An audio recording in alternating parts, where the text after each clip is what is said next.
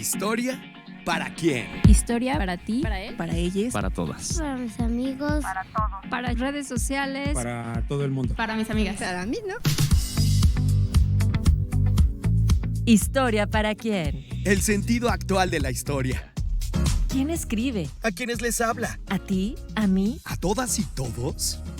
Una coproducción entre el Instituto Nacional de Estudios Históricos de las Revoluciones de México y Radio Educación.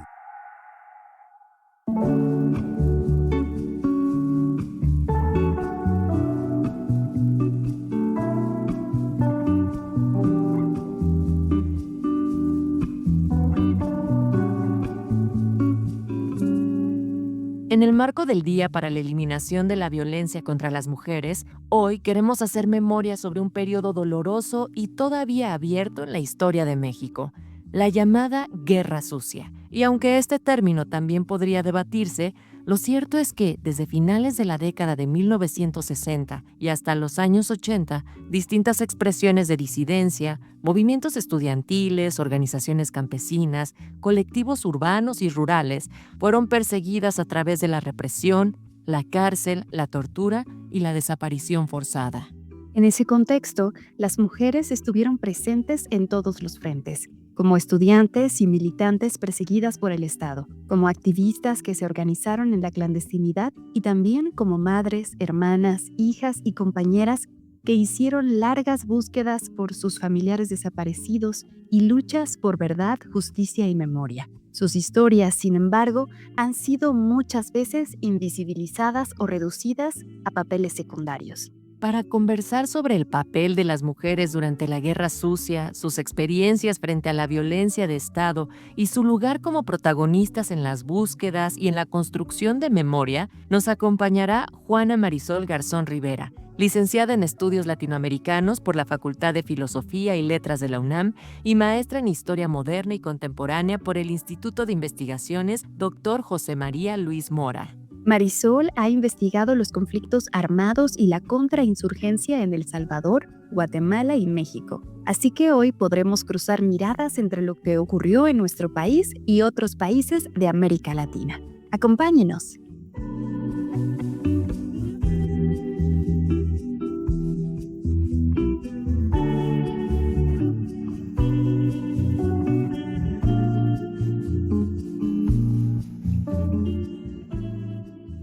Hola, qué gusto saludarles, querida gente que están sintonizando Historia para quién.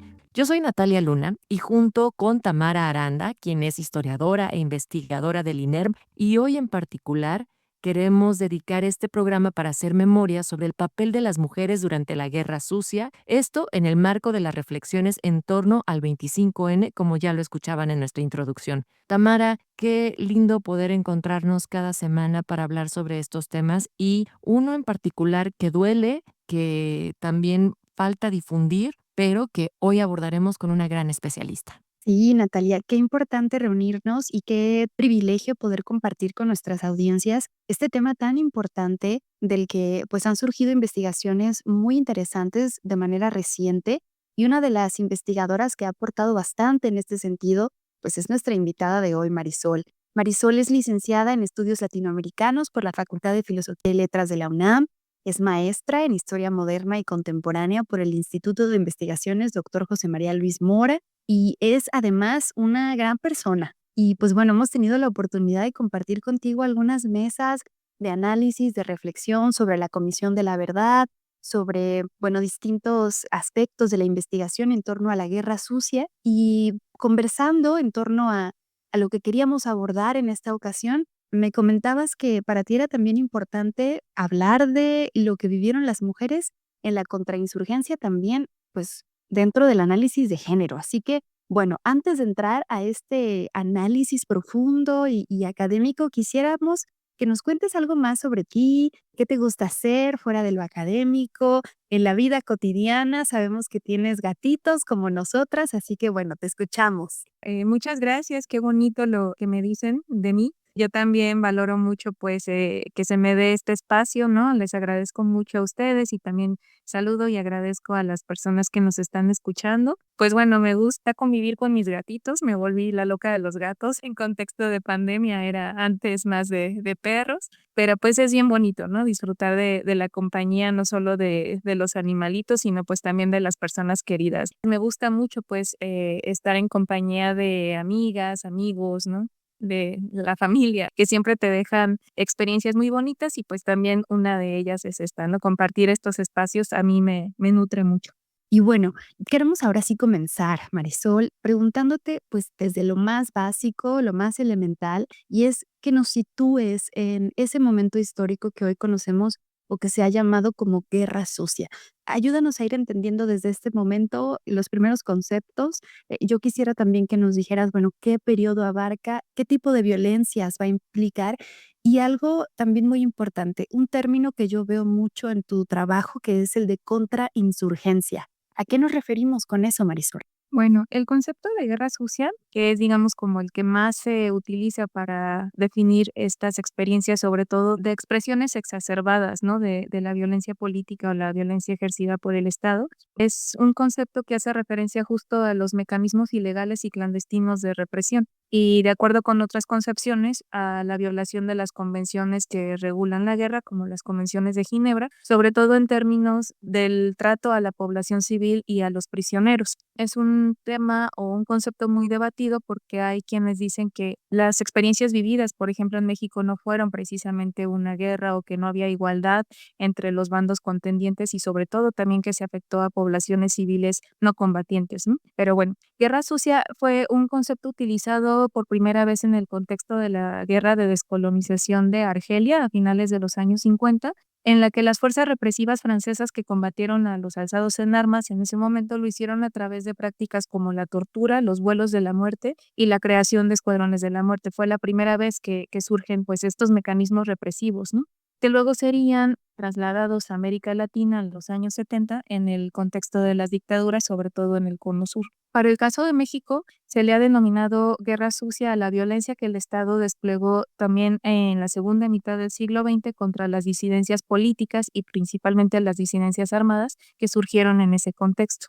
Aunque hay diferentes posturas en torno a la periodización, existe un consenso sobre que abarca el periodo comprendido entre 1965, cuando surge la primera acción guerrillera, digamos, de más envergadura, que fue el asalto al cuartel de Madera, y la respuesta represiva del Estado, ¿no? O sea que sí fue una respuesta muy distinta a otras represiones, a otros conflictos, a otras movilizaciones sociales y políticas previas, ¿no? Y termina en 1990 cuando prácticamente las guerrillas ya habían sido aniquiladas, ¿no? Y aunque hay resabios y movimientos armados posteriores como el EZLN, por ejemplo, pues ya van a obedecer a otro contexto, ¿no? Que tiene también que ver con el fin de la Guerra Fría, ¿no? O sea, este contexto de guerra sucia que fue además una guerra sucia que fue en varios países de América Latina, incluido México. México se le había visto también como una excepción por haber sido un país democrático, ¿no? O sea, donde no había formalmente una dictadura, pero el régimen era un régimen también autoritario, donde hubo esas experiencias que no han sido del todo conocidas o visibilizadas y vemos que México pues no fue ninguna excepción. Más bien, la guerra sucia aquí pues también tuvo como ciertas especificidades. Pero bueno, los conflictos armados que emergen después, como el EZLN, algunas veces también se pueden ver continuidades y rupturas de esa violencia previa, pero ya es otro contexto, ¿no? Entonces la guerra sucia sí se inscribe más como en el contexto de la Guerra Fría. Los tipos de violencia que implicó fueron precisamente aquellas que estuvieron fuera de los marcos permitidos por el monopolio del uso legítimo de la fuerza que detenta el Estado. O sea, en términos como muy weberianos, pues el Estado tiene el monopolio del uso legítimo de la fuerza, pero para combatir y aniquilar, o sea, este concepto es bien importante porque no solamente fue encarcelar o tener presos políticos, ¿no? Sino aniquilar, ¿no? Asesinar a las personas que se levantaban en armas, pues fueron formas ilegales y clandestinas de represión, ¿no? No solo la ejecución extrajudicial que ya señalé, sino también las masacres, la reclusión en centros clandestinos de detención, la tortura, los vuelos de la muerte y la desaparición forzada, ¿no? Fueron cometidas no solamente por el aparato represivo del Estado, como el ejército o las fuerzas policiales, sino también por cuerpos paramilitares o clandestinos de represión que actuaron con la aquiescencia del Estado. La Brigada Blanca es como uno de los ejemplos más paradigmáticos, ¿no? En el caso mexicano. Bueno, señalaba que hay pues un debate, ¿no? En cómo nombrar esto. Entonces, otros autores con los que yo pues también tengo muchas afinidades, como Camilo Vicente, ha utilizado justo el término de contrainsurgencia, ¿no? Porque de esta manera complejiza más cómo fue el despliegue de la violencia estatal en ese contexto, ¿no? De combate a las insurgencias armadas. Y que no solamente contó con estos mecanismos ilegales o clandestinos de represión, sino también con otros legales, con mecanismos de legitimación de esa violencia, por ejemplo, la construcción del enemigo, ¿no? Cómo la sociedad también percibió a ese enemigo construido por el Estado, que fue la guerrilla, ¿no? En fin. Y otras autoras como Claudia Rangel Lozano y Evangelina Sánchez Serrano, que han estudiado sobre todo el caso de Guerrero, lo califican como terrorismo de Estado, ¿no? Es decir, una violencia estatal que no solamente buscó la aniquilación física del enemigo, sino también lograr el control social de la población en general o de las poblaciones que simpatizaban o estaban en estos lugares donde existía la guerrilla a través del terror, ¿no? Entonces, una violencia ya no solamente selectiva en contra de los guerrilleros, sino masiva en contra de la población civil, ¿no? Marisol, tenemos audiencias muy diversas y aunque muchas de ellas estarán empapadas del tema, también para aquellas más jóvenes nos resulta muy importante definir, y en general, por qué se le llama guerra sucia. Y también nombraste Guerra Fría. ¿Por qué se están etiquetando de esa forma? E incluso, ¿cuáles son algunos de los debates con la manera en la que se les llama? Guerra sucia porque viola las convenciones que regulan la guerra, es decir, o sea, como después del fin de la Segunda Guerra Mundial, se crean como estas convenciones, ¿no? Digamos de que, bueno, hay conflictos armados, ¿no? Hay este enfrentamiento entre dos fuerzas armadas antagónicas, las fuerzas del Estado, como el ejército, y las fuerzas no legítimas, legítimas en el sentido de que esto, ¿no? Del monopolio de la violencia, es decir, las organizaciones guerrilleras y así. Entonces, bueno, bajo esta consideración de que en la guerra hay convenciones, hay formas de ejercer la guerra, entonces hay como ideas de cómo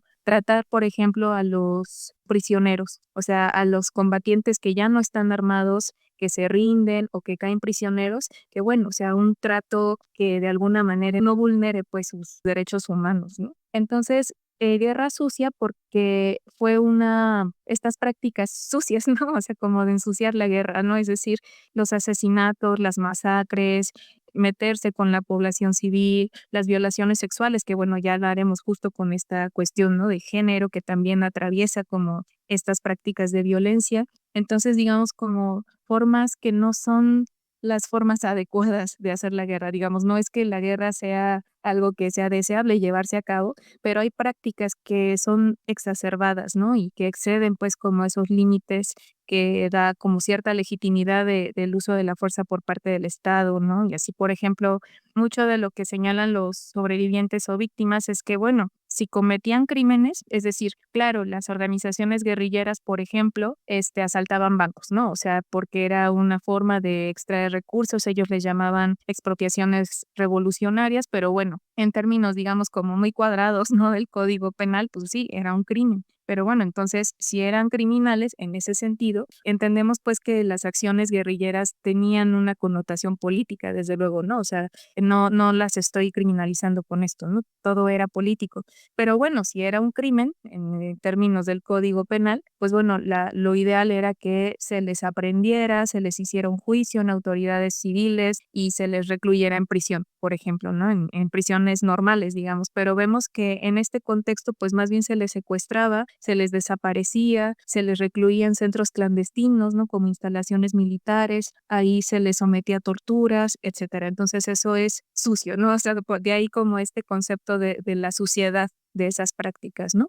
Y bueno, Guerra Fría, porque bueno, recordemos que de 1945 a 1989 está este conflicto entre dos posturas ideológicas, ¿no? El capitalismo y el socialismo. Muchas de estas organizaciones armadas eran precisamente organizaciones socialistas, marxistas, leninistas, que querían establecer una sociedad sin clases sociales, querían ocupar pues como el poder del Estado para eliminar estas opresiones y estas desigualdades generadas por el capitalismo. Entonces, estas luchas se inscribieron en esa búsqueda de contener el comunismo en América Latina y en México en particular, ¿no?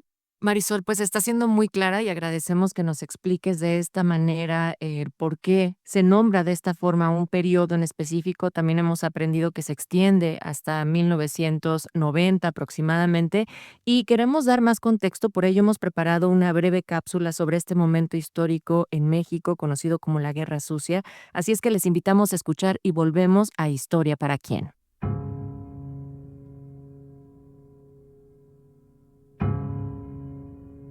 La Guerra Sucia en México.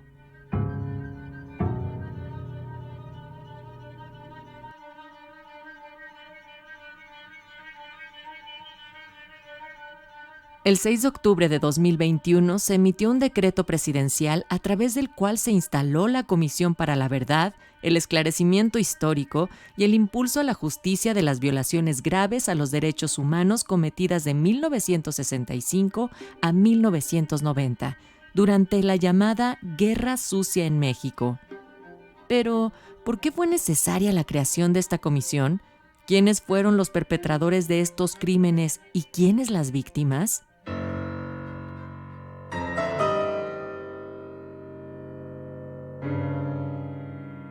El periodo conocido como la Guerra Sucia fue una época de contrainsurgencia y violencia de Estado, en la que las altas esferas del poder político mexicano hicieron uso de toda su fuerza coercitiva para ejercer presión contra grupos y activistas considerados peligrosos para el mantenimiento del orden social. Es decir, que se vigiló, detuvo, torturó, desapareció y ejecutó a personas cuyas ideas y militancia política fueran contrarias al régimen establecido. Estudiantes, profesores, campesinos, organizaciones de izquierda.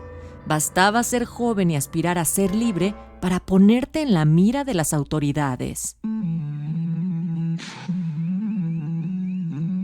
Entre las víctimas de la represión se encuentran los asaltantes del cuartel militar de Ciudad Madera, Chihuahua, que murieron en el acto el 23 de septiembre de 1965. También los integrantes de la Liga, nombrada en su honor, que fue fundada en Guadalajara varios años después, en marzo de 1973.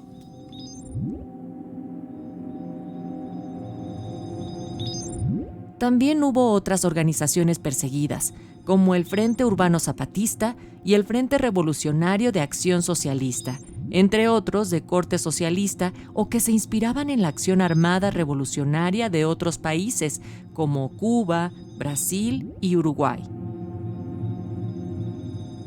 De hecho, la CIA reportó la presencia de aproximadamente 15 grupos guerrilleros en México a partir de 1971, lo cual nos recuerda que, además de la violencia ejercida por el Estado mexicano, también estaba la mirada incisiva y la presión política de los Estados Unidos.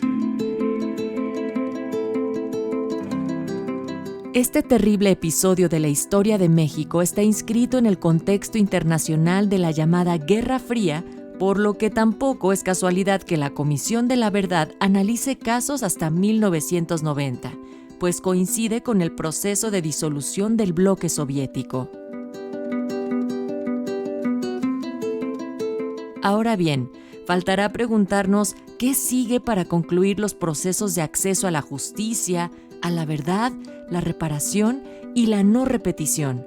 Y también, ahora y siempre, recordar que entre las víctimas de la represión también estuvieron las madres, los hijos, las familias, y que ellas han sostenido una lucha por la memoria, la dignidad y, sobre todo, la justicia.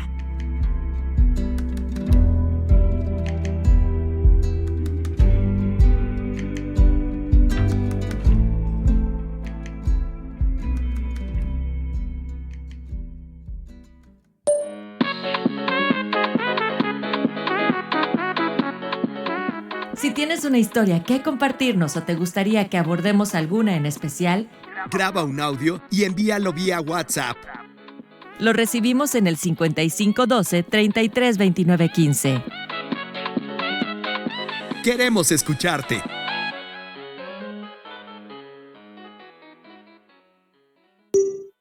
Queremos escucharte.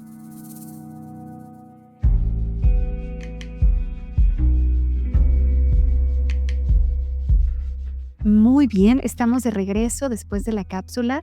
Estamos con Marisol Garzón. Ella es investigadora, es latinoamericanista, es también maestra, egresada del Instituto Mora. Y bueno, has trabajado muchísimo, Marisol, el tema de la guerra sucia, la violencia de Estado, la contrainsurgencia en nuestro país.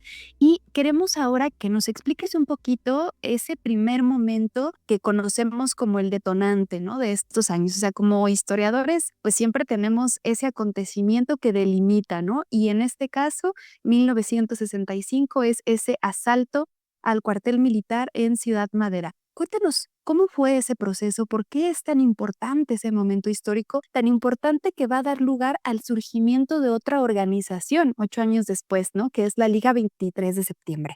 En Madera, Chihuahua, bueno, hace este asalto a un cuartel militar el 23 de septiembre de 1965 y es considerada como la acción de más envergadura, ¿no? O sea, aunque ya había pues la organización de ciertas organizaciones que primero actuaron de manera legal, es decir, llevaron una lucha legal que no fue atendida, ¿no? Entonces, digamos como que las organizaciones guerrilleras que surgen en este momento es también por un proceso de radicalización política, ¿no? Y bueno, también como respuestas a la represión del Estado, que fue cada vez mayor. Muchas veces se toma el 68 como el episodio paradigmático, ¿no? De la represión, pero ciertamente, o sea, hablando como de estas historias que no han sido visibilizadas, o sea, ya en años previos habían también respuestas represivas del Estado en contra de campesinos, de luchas campesinas. Entonces, estas se fueron radicalizando hasta optar por las armas, ¿no? Para lograr este cambio.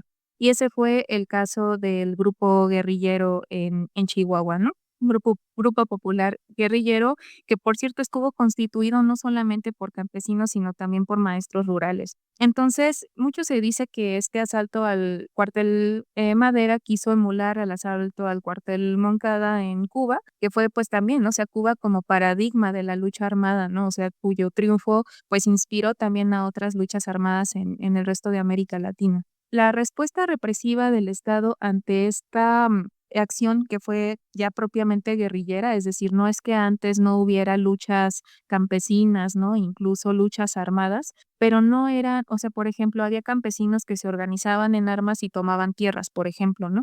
Pero digamos, esta nueva forma de disidencia política armada fue una nueva disidencia, ¿no? Y no un nuevo enemigo que tenía otras características y sobre todo otros ideales, ¿no? Que tienen que ver no ya con reivindicaciones, por ejemplo, en el caso mexicano, con reivindicaciones de la revolución de 1920, sino, o sea, ya no era como cuestiones de esas deudas que dejó la revolución, sino ya un cambio más estructural, ¿no? O sea, un cambio más radical, más revolucionario. Entonces, eso fue una nueva forma de disidencia para el Estado, que por lo tanto requirió otras formas de represión.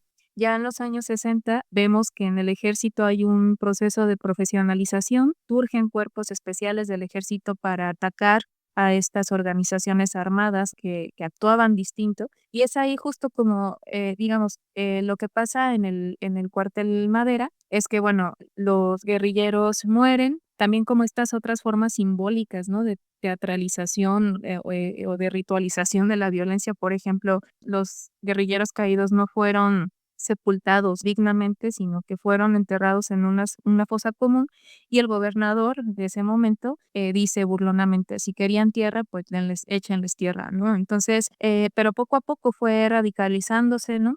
Pero la lucha y surgieron otras organizaciones guerrilleras, tanto en el contexto rural como también urbano, y precisamente lo que señalas, una de las más importantes o más paradigmáticas fue la Liga Comunista 23 de septiembre, surgida en 1973, que precisamente reivindica este hecho, reivindica cómo es a estos hombres caídos, poniéndole ese mismo nombre, ¿no? Liga Comunista 23 de septiembre, y va a ser pues una fecha que va a llamar pues a la memoria, ¿no? De las primeras acciones armadas y de la lucha contra el Estado.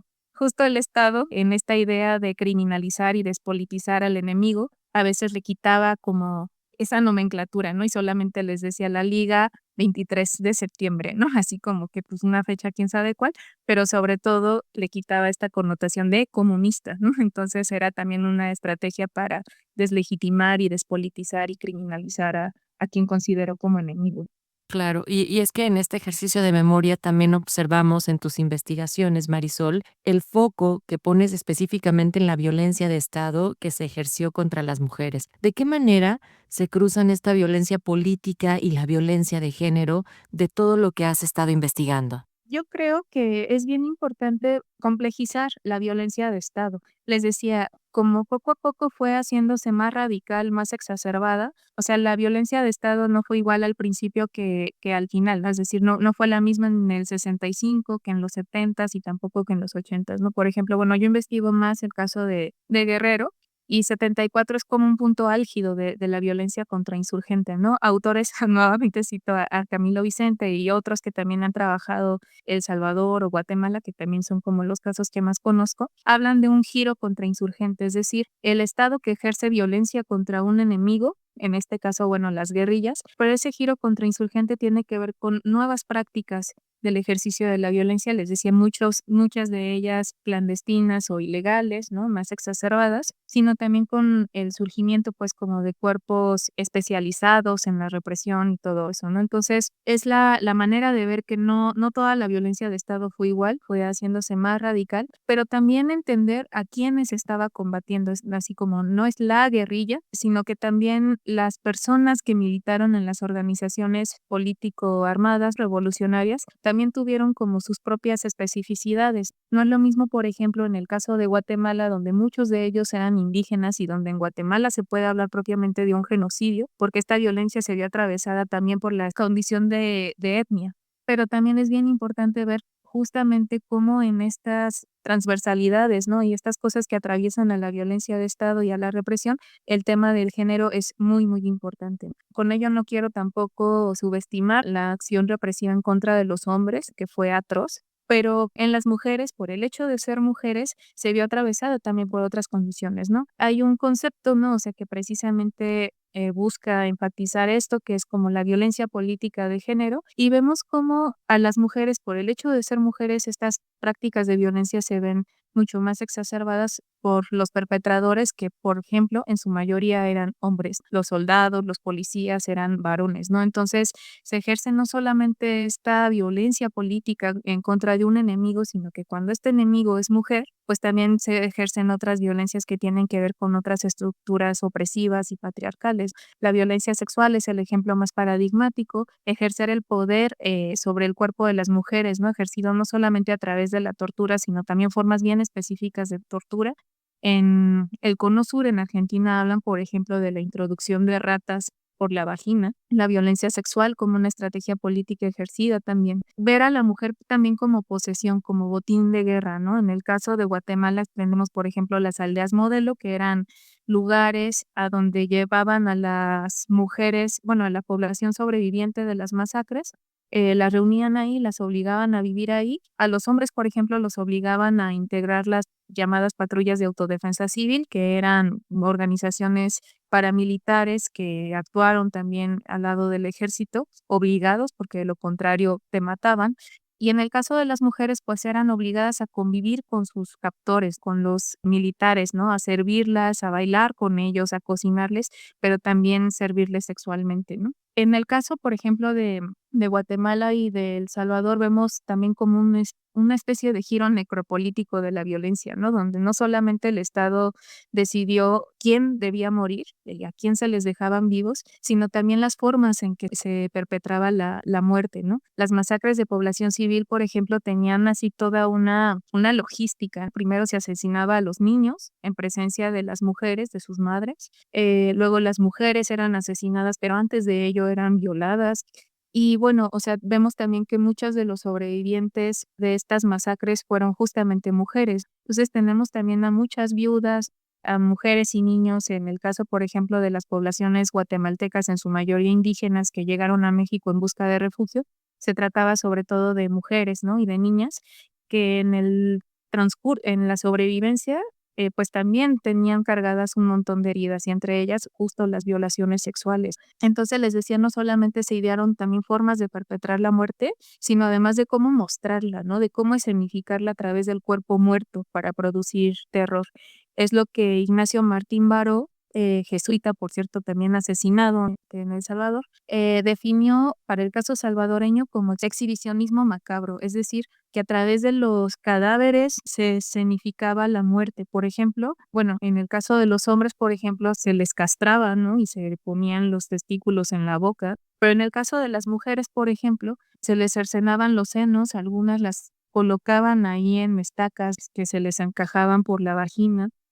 O por ejemplo, a mujeres que estaban embarazadas, se les abría el vientre para sacarles a los fetos, o sea, cosas atroces, horribles, ¿no?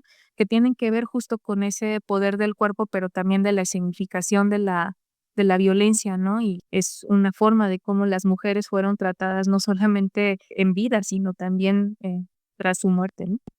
Marisol, qué fuerte todo esto que nos estás contando, qué impactante será, imagino, para las audiencias, ¿no? También poder escuchar estas historias que difícilmente conocemos. Entonces, muchas gracias por compartirlo y me hiciste pensar en muchísimas cosas, ¿no? Una de ellas, pues, son los trabajos justamente teóricos, ¿no? De Rita Segato, que precisamente ella, pues, habla de cómo es que la violación, por ejemplo, tiene que ver con una cuestión de poder, o sea, como estos análisis que se han hecho a partir de estos casos terribles de la historia de la región. Entonces, por eso también tú eres latinoamericanista, así que eso es sumamente importante. Nos das una perspectiva muy general, muy global de lo que está ocurriendo en la región y cómo es que México está siendo atravesado también por un contexto de la Guerra Fría y de cómo es que los procesos que se están dando en el norte global, pues también están impactando en el sur, en estos países del llamado tercer mundo. Entonces, bueno, ahora que nos has situado, ¿qué podemos ver de las experiencias compartidas por las mujeres en México, ¿no? ¿Cómo se ha documentado? ¿Qué evidencias has encontrado tú de las situaciones específicas que se han visto o que de la forma en la que se organizaron las mujeres en México? Y también nos interesa saber y preguntarte cómo fue para las familias, porque sabemos ahora afortunadamente gracias a recientes investigaciones, pues cómo han sido o cómo fueron los tratos hacia las activistas o hacia las comunidades, hacia estos grupos focalizados, ubicados, investigados, pero las víctimas también son las familias, son las madres, son las hijas y los hijos. ¿Cómo fue también y cómo han sido estos procesos de acceso a la justicia después? Bueno, y es que efectivamente no solamente esta violencia se ejerció en contra de las militantes, ¿no? De la guerrilla, ¿no? O la población o las combatientes, sino también de la población civil, ¿no? O sea, para el ejército, sobre todo, bueno, para el Estado, la población civil fue considerada también enemigo, ¿no? Y por lo tanto también objeto de la violencia represiva porque se consideraba que la población civil, en ella estaba el enemigo, pero que también era su base social, ¿no? Y entonces asesinar o actuar en contra de la población civil no solamente fue una estrategia que se llamó como quitarle el agua al pez, ¿no? O sea, porque la guerrilla no puede vivir o sostenerse sin el apoyo de la población civil, sino también una medida de control social a través del terror y también, digamos, como de reorganización social, ¿no? O sea, alguna especie, por ejemplo, en el caso del Cono Sur, donde hubo extracción de bebés de las guerrilleras, que bueno, o sea, es también una cuestión pendiente, ¿no? O sea, porque yo creo que pasó también en otros lugares, incluido México, pero no ha sido ni estudiado ni visibilizado, ¿no? Y lo suficientemente estudiado, pero estoy segura que hay un montón de experiencias similares. Entonces, ¿cómo es que los niños eran apropiados por el ejército para reeducarlos, ¿no? O sea, para que se fueran con las buenas familias, ¿no? O sea, y no con esos subversivos, ¿no? Entonces fue un mecanismo de reorganización social del aniquilar no solamente al sujeto armado de ese momento, sino a su descendencia. Esto que le señalaba, por ejemplo, de las masacres de población civil en Guatemala y en El Salvador, cuando se asesinaba a bebés, o sea, o a niños, se decían que estaban destruyendo desde sus raíces a la subversión, ¿no? En Perú, por ejemplo, tenemos experiencias, y en Guatemala también, bueno, de que a las mujeres las operaban forzadamente para que no tuvieran hijos, ¿no? Sobre todo mujeres indígenas, para que ya no tuvieran hijos, ¿no? Entonces era también una especie de genocidio, ¿no? No a través de la muerte de las personas, sino de evitar que futuras personitas nacieran, ¿no? Pero también, por ejemplo, en el caso de las compañeras de los guerrilleros, ¿no? Muchas de ellas, pues también por ser compañeras de los guerrilleros, pues también fueron objeto de la violencia de los cuerpos represivos, ¿no? De militares, de policías, ¿no? Y yo quiero rescatar en este momento un ejemplo como muy paradigmático en el caso mexicano, que fue, bueno, una de las guerrillas más conocidas, ¿no? De México fue el Partido de los Pobres, que operó en Guerrero entre 1967 y 1974 y cuyo líder fue Lucio Cabañas.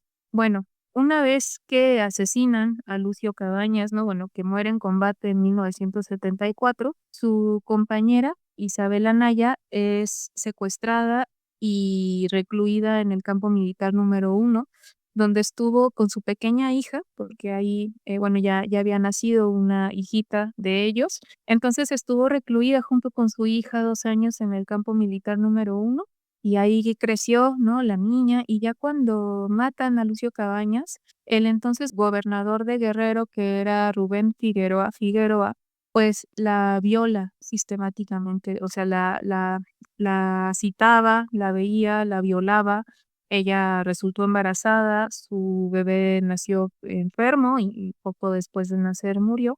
Pero el punto es que, o sea, cómo este personaje fue no solamente un personaje que ejerció otro tipo de violencias contra los campesinos, contra los guerrilleros, ¿no? Durante su gobernatura en el estado de Guerrero, sino que ejerció esta forma particular en contra de quien fue compañera de Lucio Cabañas. Es decir, es como ese ejercicio del poder, como del botín de guerra, ¿no? Y lo quiero señalar porque justo hace unos días Rubén Figueroa fue homenajeado por parte de las autoridades en Guerrero por los años de su natalicio, ¿no? 117 años, si no me equivoco. Entonces, esto es bien importante porque este acto no fue una falta de conocimiento o una desmemoria, ¿no? Sino yo creo que una acción perversa para rescatar la memoria de los perpetradores, ¿no? Y pues enaltecer a estas figuras y no visibilizar, pues que fue no solamente un asesino, un represor, sino un violador, ¿no? Entonces yo creo que es como bien importante porque sí, o sea, hubo formas como bien específicas de violentar a las mujeres, a las familias, a los hijos, ¿no? A los bebés, sino que ahora se están reivindicando a los perpetradores y yo creo que eso es bien importante señalarlo en un contexto en el que en América Latina y lo vemos también ahora en México, está ese ascenso de las ultraderechas y está en este ascenso de estas otras memorias de los represores, ¿no? De los perpetradores y además, pues, o sea, eso es como muy importante señalarlo, pero también cómo se enaltecen estas narrativas hegemónicas que legitiman de alguna manera esas violencias del Estado, ¿no? O sea, regresiones represivas, regresiones autoritarias, como en el caso de El Salvador, por ejemplo, ¿no? O sea, donde se apela a la violencia, se apela a la mano dura, ¿no? Se apela a todo esto y yo creo que eso está muy bien importante. De ahí la importancia de la memoria histórica, ¿no?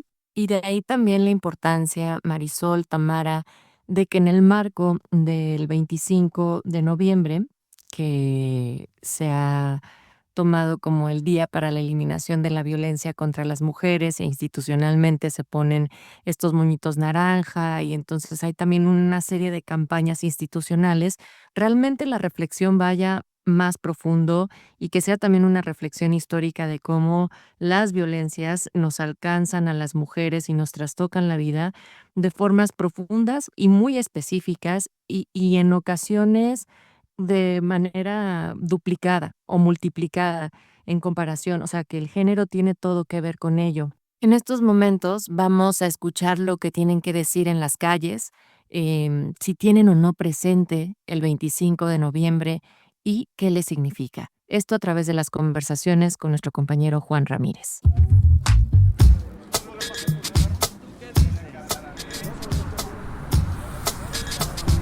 Las calles hablan.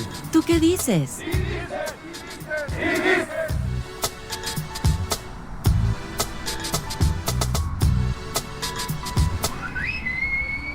Pues el 25 de noviembre, según sé que es una fecha dedicada para erradicar la violencia de género. Es el día de la prevención a la violencia sobre la mujer. No, la verdad no lo he escuchado. Sobre el día en sí lo he escuchado, pero no tenía bien como fija la fecha, ¿no? Bueno, sobre todo se busca visibilizar justamente el hecho de que existe esta violencia y que se tiene que accionar desde el ya. Comunicar a las personas y concientizar estas violencias internas y normalizadas. No sé, cómo erradicar la violencia contra la mujer, literal. Sí es importante porque pues acabaríamos con toda la violencia que se trae contra las mujeres, porque busca como que disminuir los feminicidios que se han estando dando aquí en la ciudad principalmente, y como que luchar por la igualdad también de género. En respeto más que nada, ¿no?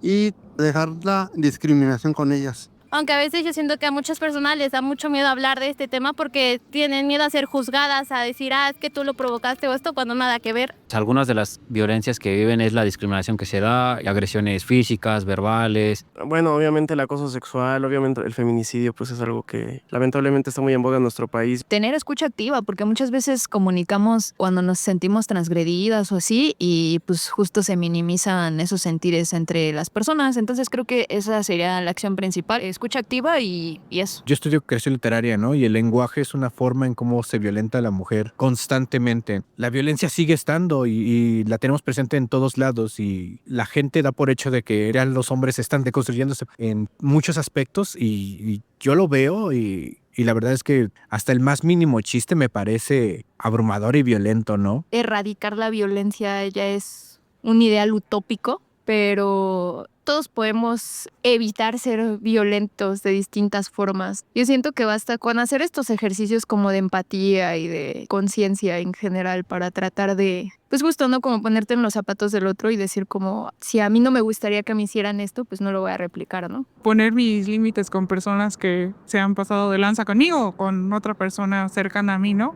Amigas con sus novios y eso. Pues también como respetar como las mujeres de mi familia, ¿no? Y respetar sus derechos. Creo que sí estaría padre fomentar como en redes sociales, por ejemplo, yo que paso mucho tiempo en redes sociales, he escuchado de los micromachismos, por ejemplo, poner más información, ¿no? Creo que ahí también entra eso de informarnos qué es violencia y para poder identificar en qué momento los hemos sufrido.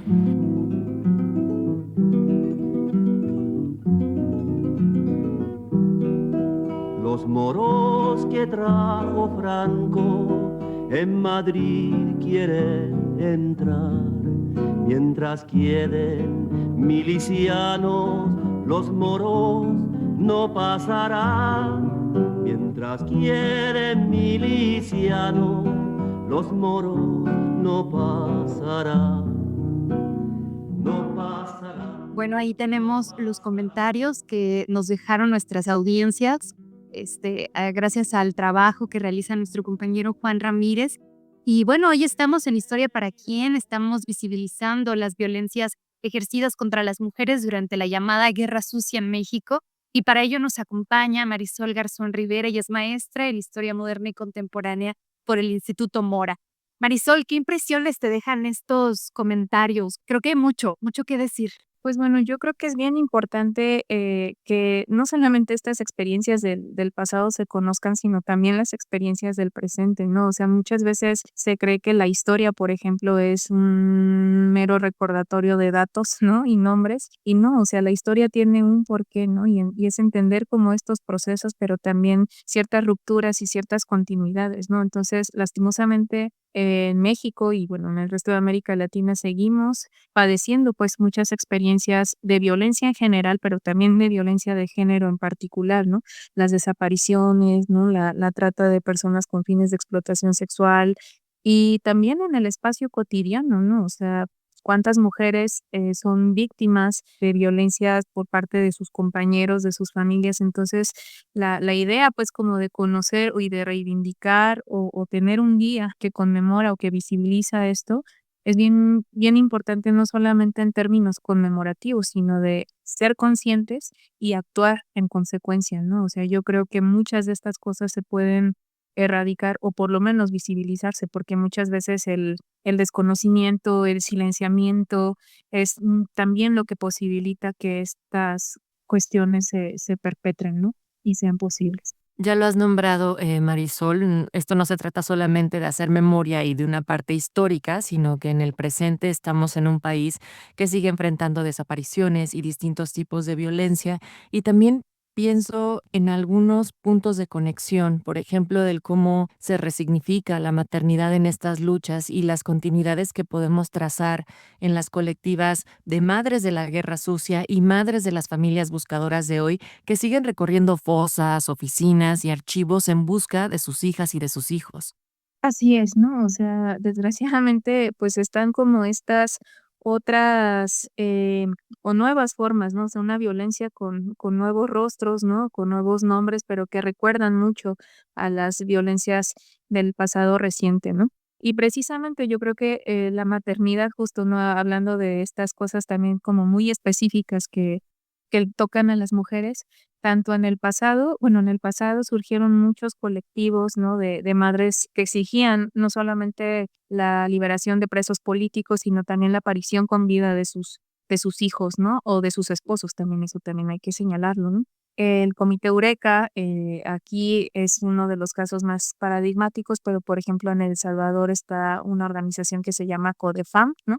Que también fue de madres, ¿no? Que lucharon para la liberación de presos políticos y por la aparición de los desaparecidos, ¿no? Entonces, yo creo que en esas conexiones, pues vemos cómo ya aunque ahora es un contexto diferente, les decía, pues sí son otras violencias, ¿no? Donde los perpetradores son más difusos, ¿no? Ya no es el Estado, sino, no sé, el crimen organizado, ¿no? Pero pues vemos que también hay de alguna manera una participación del Estado en términos de su poca acción. Siguen siendo violencias de todos modos, de alguna manera estatales, ¿no? Y cómo, pues sí, o sea, muchas veces se caricaturiza como esta idea de que hay que conocer el pasado para no repetir los errores, o sea, no es necesariamente así, pero sí vemos que sí hay no solamente rupturas, o sea, se puede decir, bueno, sí, la Guerra Fría termina en 1990, pero hay esas continuidades de formas de violencias, ¿no? Que muchas veces también tienen que ver con la impunidad, ¿no? Respecto a lo acontecido en el pasado reciente, ¿no?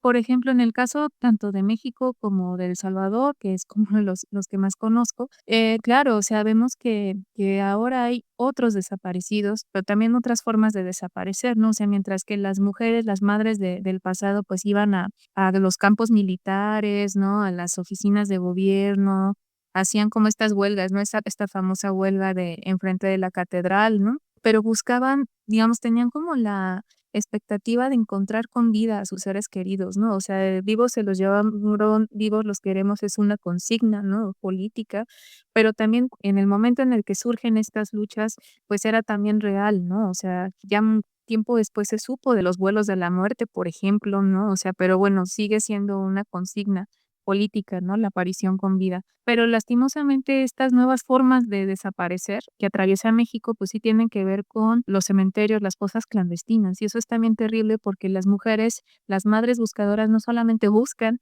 a sus desaparecidos, sino que aprendieron a buscarles, ¿no? O sea, con esta, buscar las fosas, ¿no? Enterrar esta varilla, ver si hay un olor que permita saber que ahí hay cadáveres, o sea, es terrible, ¿no? Son otras formas de violencia y además también como en un contexto de esta violencia, pues sí, más difusa, ¿no? Del crimen organizado, ellas también son víctimas.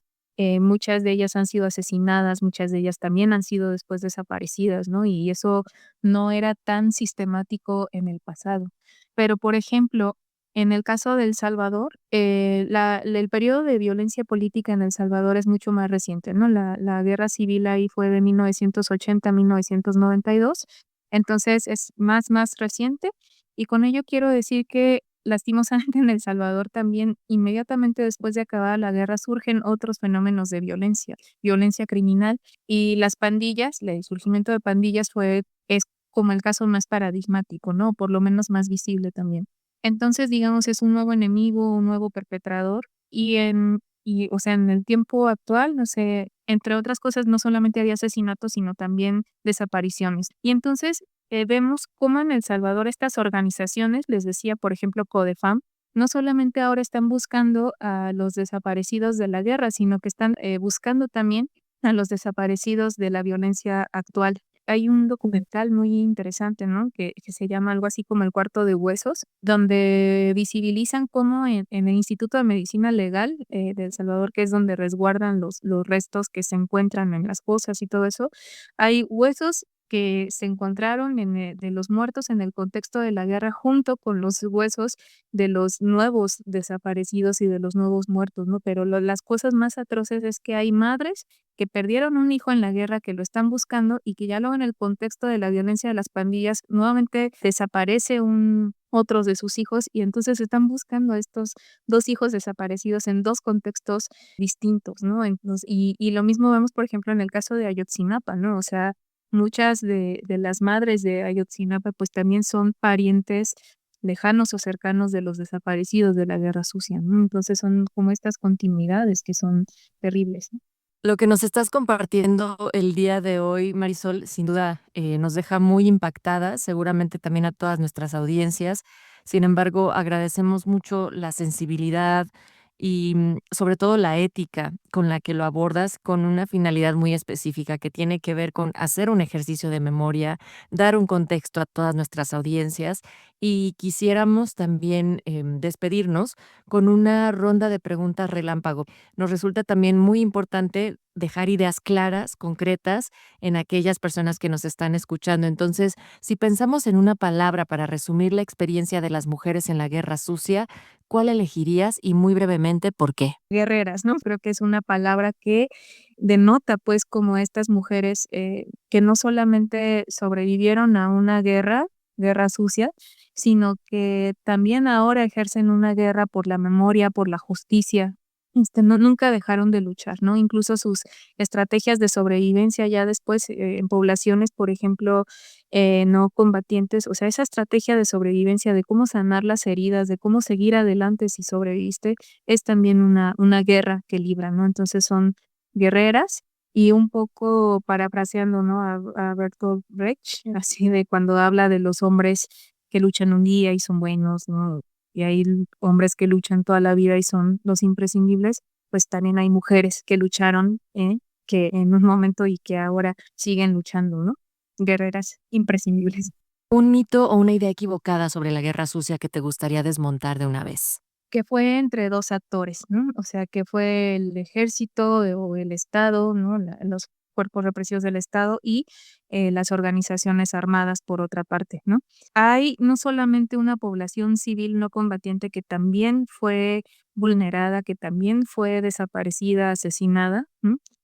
Sino también una sociedad que con su silencio o avalando a la respuesta represiva del Estado lo permitió. Esta guerra sucia fue posible no solamente por los actores involucrados, sino por una sociedad que la hizo posible. Un testimonio, libro o documental imprescindible para acercar la voz de las mujeres de este periodo. Hay un podcast que se llama Ellas se quedaron, de un colectivo que se llama Perifónicas, está en Spotify y es bien importante porque rescata las voces de las mujeres que se quedaron, es decir, o sea, que sobrevivieron al asedio militar y visibiliza un montón de experiencias, voces que habían sido silenciadas todos estos años, experiencias que habían sido invisibilizadas por miedo, por el silencio también como una estrategia de olvido, ¿no? De duelo, ¿no? De sanación, pero que bueno, muchos años después estas mujeres, 4 mujeres deciden hablar y narrar sus experiencias de cosas que han sido poco trabajadas, poco tocadas, poco conocidas, como es eso, ¿no? Cómo sobrevivieron las mujeres en medio del asedio militar, ¿no? Por ejemplo, cómo sobrevivieron en estas comunidades, cómo fueron tratadas, que es también una cosa pendiente de revisitar, ¿no? Una pregunta que te gustaría que las y los jóvenes se hicieran cuando escuchen hablar de la Guerra Sucia. Ya terminó, es decir, bueno, parezco disco rayado porque siempre nos gusta una frase de Walter Benjamin que habla de los instantes de peligro, ¿no? O sea, y que hay que agarrar al pasado en un instante de peligro porque ni los muertos pueden estar a salvo si el enemigo vence y el enemigo no ha dejado de vencer. Es decir, están ya muertos esos enemigos, hay enemigos, es posible otra guerra sucia.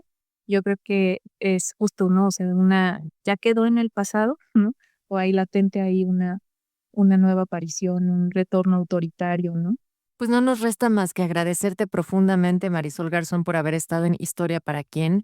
que sea la primera de otras ocasiones en donde continuemos con estas conversaciones.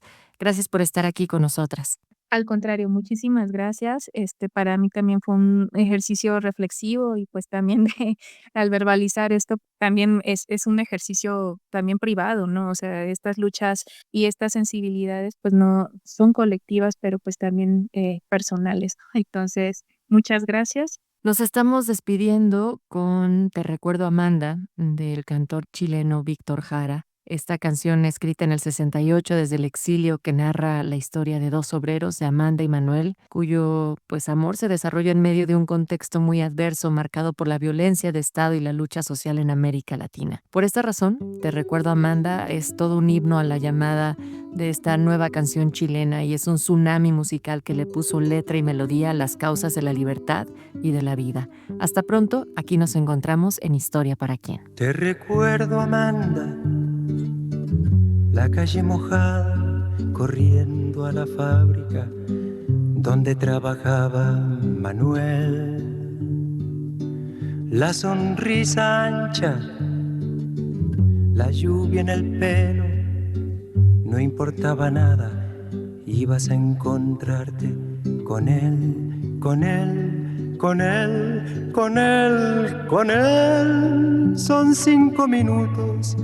La vida es eterna en 5 minutos.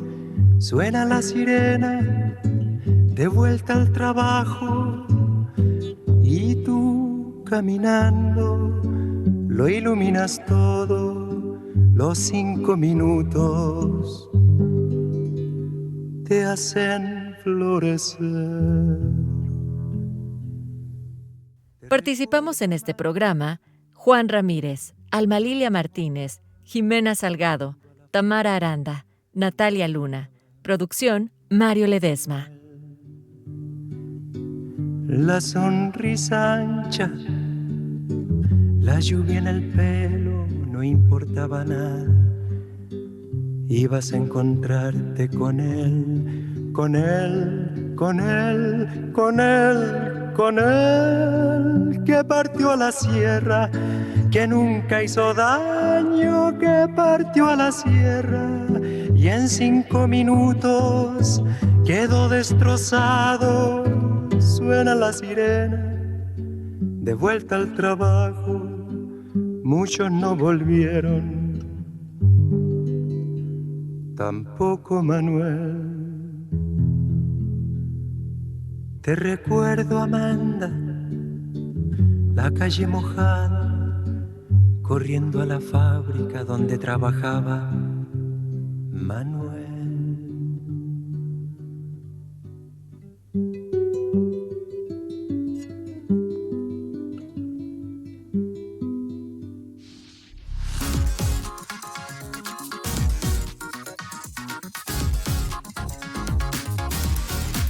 Radio Educación y el Instituto Nacional de Estudios Históricos de las Revoluciones de México presentaron Historia para quién. El sentido actual de la historia.